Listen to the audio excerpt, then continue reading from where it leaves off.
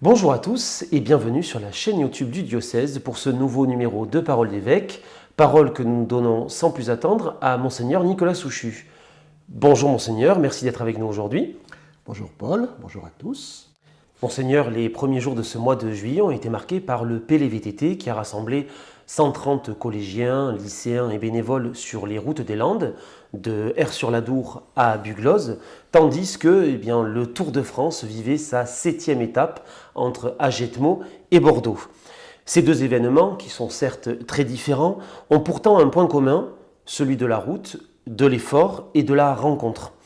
En quoi l'Église a-t-elle toute sa place dans ces grands rendez-vous populaires et sportifs? Eh bien, je voudrais saluer le travail d'une part de la pastorale des jeunes et des vocations et d'autre part de la pastorale du tourisme et du sport, puisque ce sont eux qui ont pu organiser en tout cas le PLVTT et qui ont permis qu'au passage du Tour de France, il y ait des liens avec les paroisses dans lesquelles le Tour de France passait. Donc pour ce qui est du PLVTT, donc moi je suis allé à la messe de démarrage à Aire-sur-l'Adour, j'ai mangé avec eux et j'ai été impressionné par tout ce monde qui est là.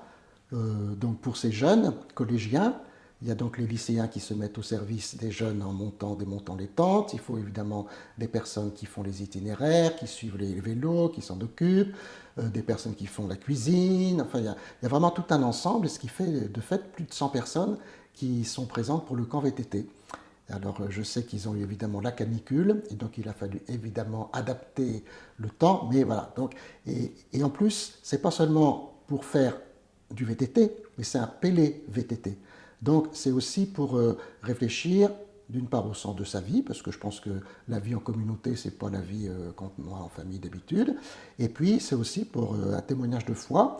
Et moi, je vois souvent ces retours dans les lettres que les confirmants m'écrivent, puisque c'est des collégiens, où ils me disent l'importance que revêtent pour eux ces temps forts, aussi bien le camp ski que le Pelé VTT. Et pour ça, évidemment, il faut des personnes jeunes et adultes qui se mettent au service des autres. Et puis la pastorale du tourisme et du sport est finalement assez vive dans notre diocèse, grâce au diacre Alexandre Montes, qui est donc le responsable, qui a fait autour de lui une petite équipe. Il avait donc contacté surtout à la paroisse Saint-Géant de Chalosse, donc sur la ville d'Agetmo, puisque c'est une ville de départ du Tour de France, pour que les cloches sonnent, et surtout au passage.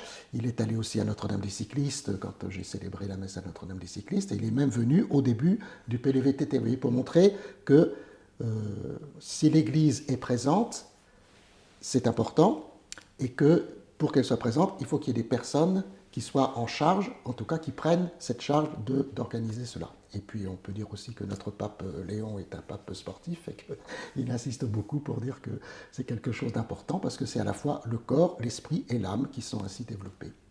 Vous revenez tout juste du pèlerinage diocésain à Lourdes, qui est chaque année un temps fort de notre église locale.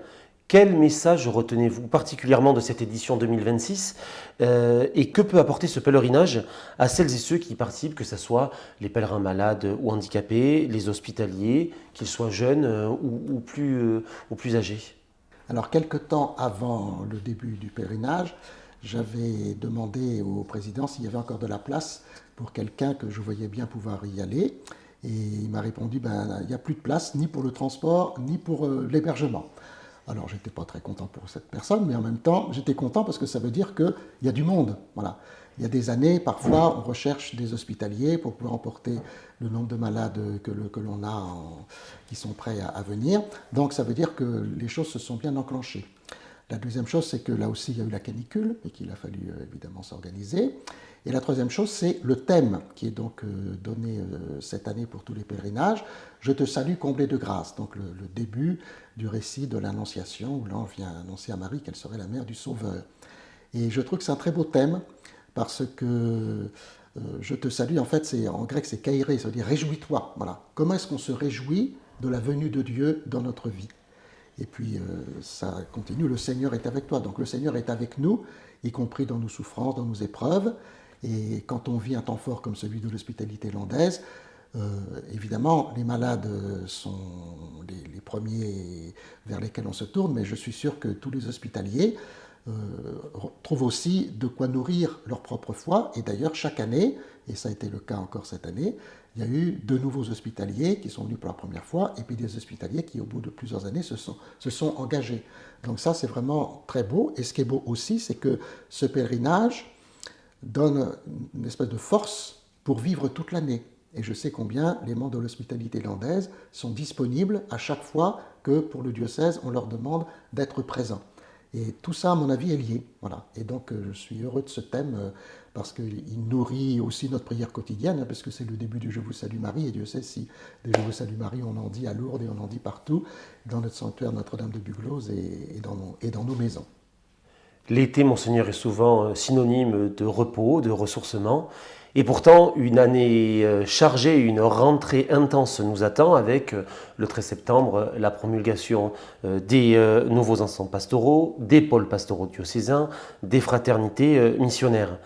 Comment vivez-vous personnellement ce temps estival entre pause nécessaire et préparation de ces grandes évolutions pour notre Église diocésaine ? Eh bien, pour que tout soit prêt le 13 septembre, c'est-à-dire le dimanche qui conclut la semaine mariale, il faut que tout soit prévu avant le 14 juillet, parce qu'après c'est la dispersion et c'est plus compliqué. Donc ça veut dire que pour l'instant, c'est maintenant que les textes sont non seulement faits, mais édités pour que tout soit prêt à la rentrée.